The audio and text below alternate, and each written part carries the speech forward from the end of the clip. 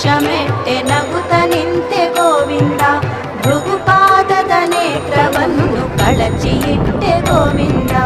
ಮಹಾಲಕ್ಷ್ಮಿಯು ನಿನ್ನ ತೊರೆದು ಧರೆಗಿಳಿದಳು ಗೋವಿಂದ. ಶ್ರೀಲಕ್ಷ್ಮಿಯ ವಿರಹದಲ್ಲಿ ಬಸವಳಿದೆ